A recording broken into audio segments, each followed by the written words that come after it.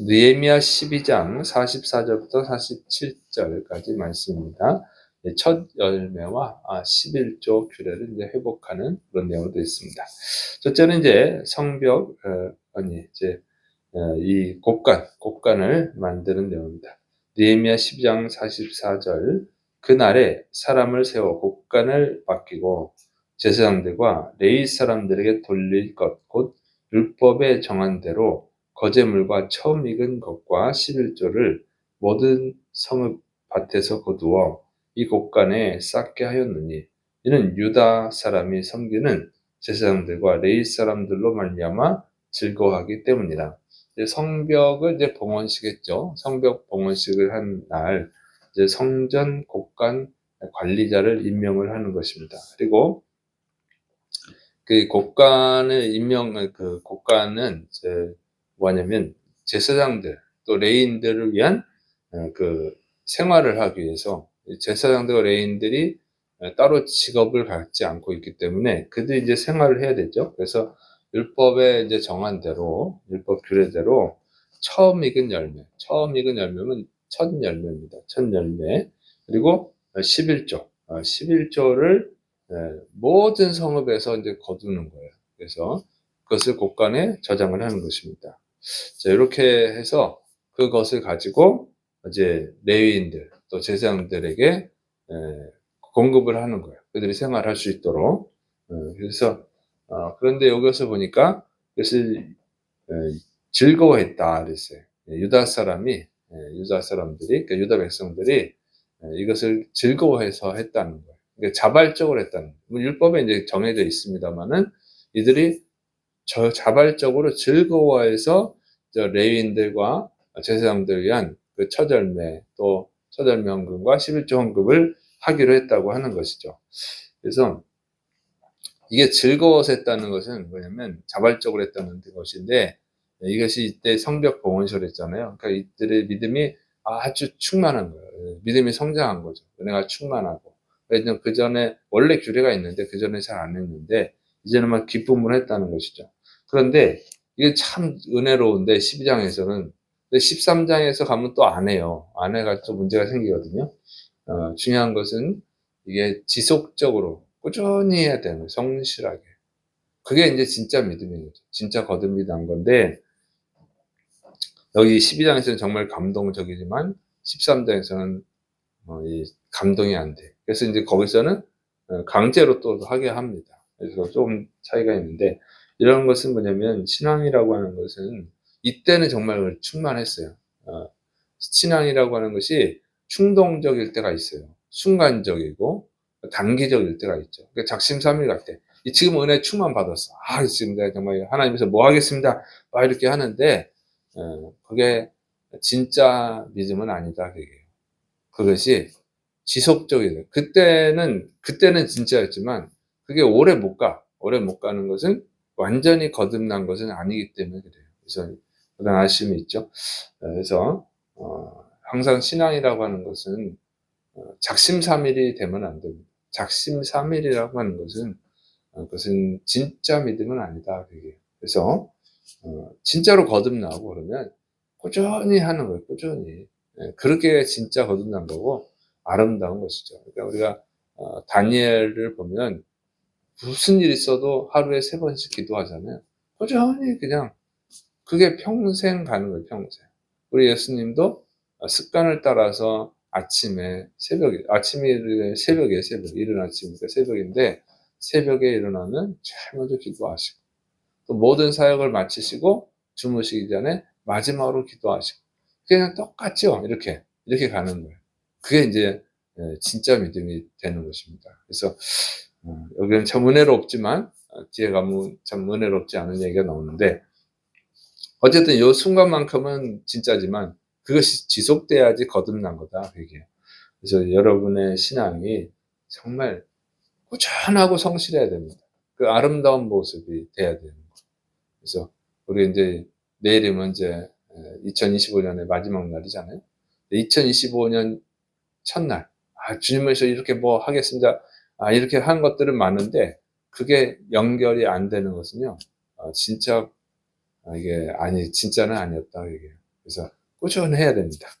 자, 두 번째로 이제 다윗의 명령, 그 규례를 따라서 성전에서 봉사했다는 것입니다. 느헤미야 12장 45절 46절 그들은 하나님을 섬기는 일과 결례의 일을 힘썼으며 노래하는 자들과 문지기들도 그러하여 모두 다윗과 그의 아들 솔로몬의 명령을 따라 행하였으니 옛적 다윗과 아삽의 때에는 노래하는 자의 지도자가 있어서 하나님께 찬송하는 노래와 감사하는 노래를 하였으며 이제 하나님을 섬기는 일, 하나님을 섬긴다는 건 제사 드리는 거, 지금 예배 드리는 거죠. 그다음에 거기에 수반되는 모든 일들을 말하는 거예요.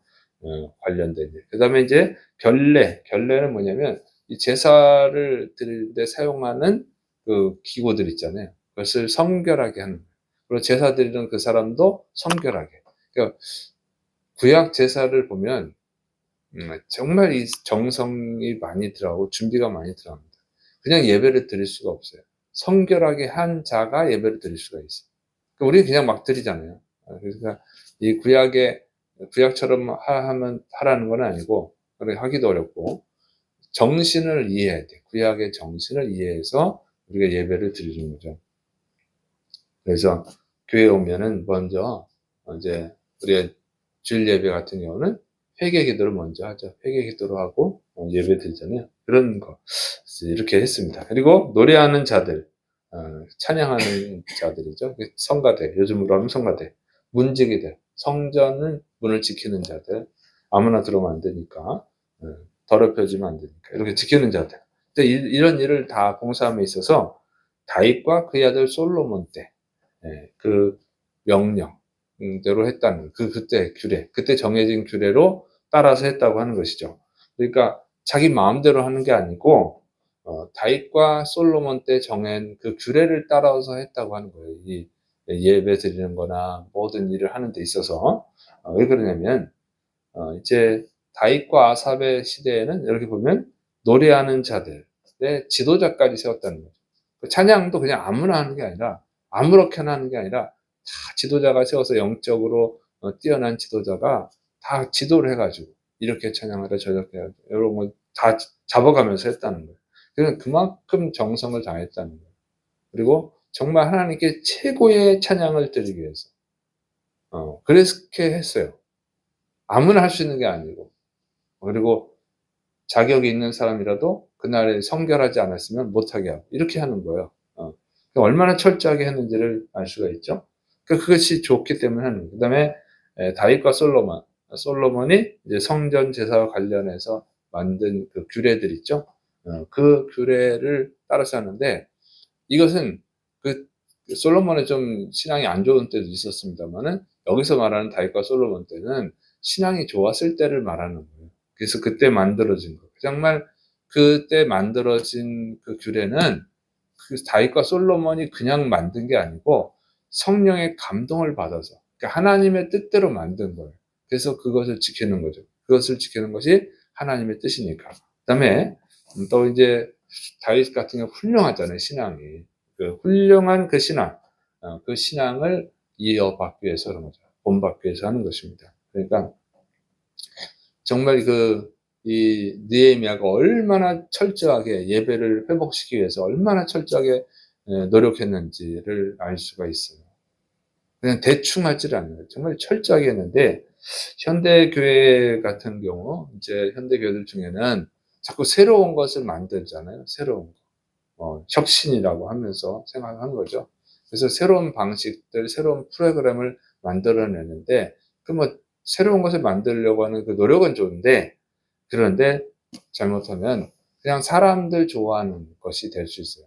하나님이 기뻐하시는 게 아니라 사람을 기쁘게 하는 것이 될 수가 있다고. 그러면 그는 예배가 틀려버리는 거예요.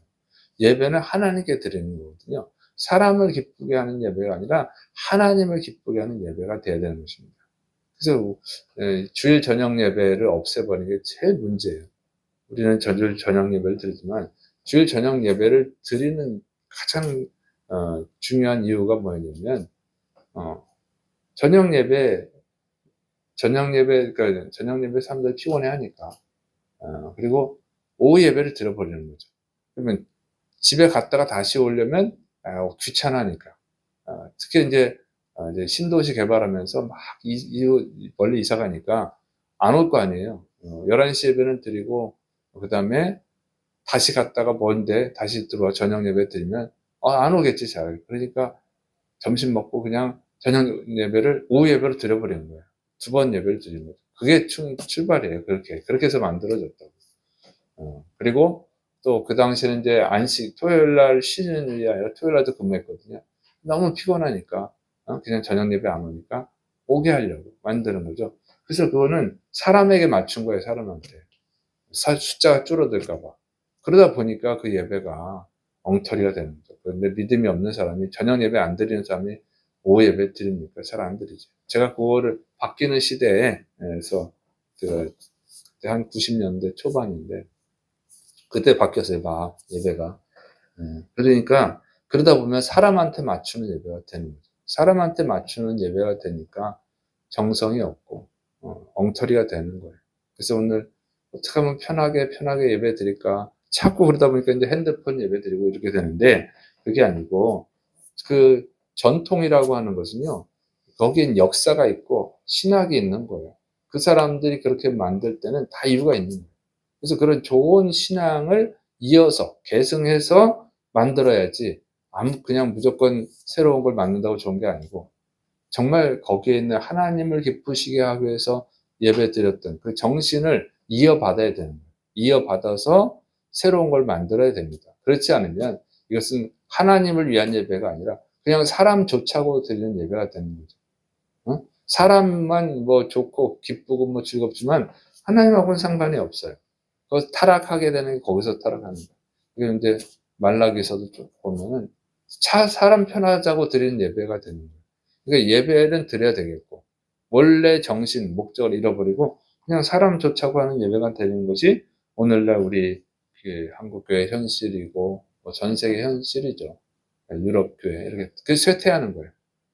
하나님이 기뻐하지 않는 예배를 아무리 드려봐야 거기에 하나님의 은혜가 없으니까 사람이 줄어드는 거죠. 그래서 사람이 많고 적고가 중요한 게 아니라 제일 중요한 것은 하나님을 기쁘시게 하는 예배. 정말 하나님을 기뻐해서 하나님을 사랑해서 하나님께 감사해서 예배를 드려야 될 줄을 믿으시기 바랍니다. 이것을 느헤미야가 다시 회복한 거죠. 자, 그다음에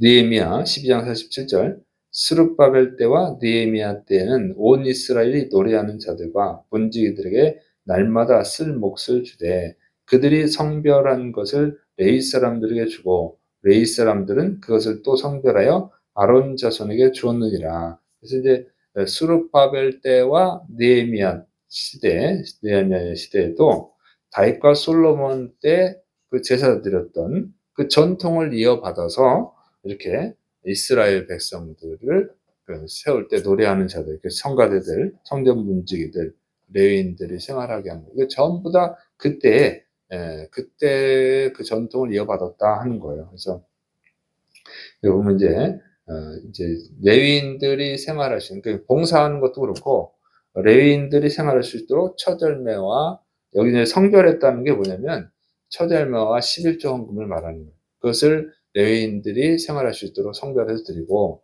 또 레위인들은 그것을 받아서 그 규례가 그렇게 돼 있어요. 레위인들이 또 받아서 거기서 성별해서 아론 자손들은 제사장을 말하는 거예요. 제사장들에게 공급을 했다. 그 얘기입니다.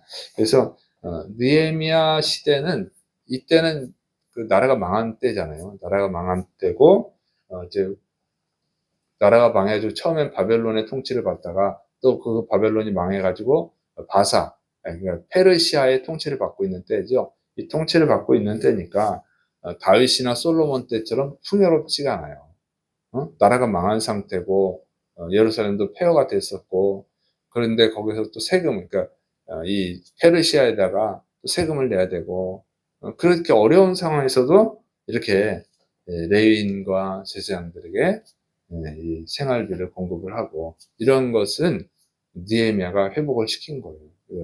그 규례대로 회복을 시켰다. 그래서 정말 느헤미야가 정말 위대한 사람이다 하는 것을 알 수가 있습니다. 더군다나 느헤미야는 지금은 평신도잖아요. 평신도인데 정말 이 성경을 잘 아는 거죠. 물론 이제 에스라한테 모르는 것도 물어보고 했겠지만 느헤미야 자체가 굉장히 아름다운 마음을 가지고 있고 이 그 전통 속에 있는 그 신앙, 그 아름다운 신앙을 회복시키기 원한 사람이었다고 하는 거예요. 그러니까 이 느헤미야가 정말 믿음이 대단한 사람입니다. 그러니까 이제 느헤미야서라고 기록이 되게 되는 거죠. 그래서 여러분 꼭 목회자만 위대한 일을 하는 게 아니에요. 성도들도 평신도도 얼마든지 정말 하나님께 귀하게 쓰임 받으시는 줄을 믿으시를 축원합니다. 이건 뭐 느헤미야가 한 일은 그 당시에 뭐 에스라도 훌륭하지만 에스라보다 더 뛰어난 일을 한 거예요. 뭐 스룹바벨도 뛰어나고 그러지만 굉장히 뛰어난 일을 했거든요. 그래서 여러분이 하나님 말씀을 잘 알고 그 정신을 잘 알면 여러분 얼마든지 정말 하나님 나라의 영원히 기념이 될 정도로 큰 일을 감당할 수 있는 줄을 믿으시를 축원합니다. 여러분이 그런 분들이 되시를 축원합니다. 이 설교를 듣는 분들이 정말 그렇게 돼서 우리 한국교회를 정말 다시 회복시키고 그러면 정말 우리 한국교회가 다시 정말 세계교회에서 큰 역할을 감당하게 될 줄로 믿습니다. 기도하겠습니다. 사랑이 많으신 하나님 아버지, 우리가 정말 하나님을 사랑하는 마음으로, 정말 하나님을 기쁘시게 하는 마음으로 주님 앞에 나와서 예배드리고 봉사할 수 있도록, 섬길 수 있도록 우리를 변화시켜 주옵소서. 하나님의 말씀과 성령님으로 우리를 거듭나게 하여 주옵소서. 주께서 역사하심 있고 예수님의 이름으로 감사하며 기도드립니다. 아멘.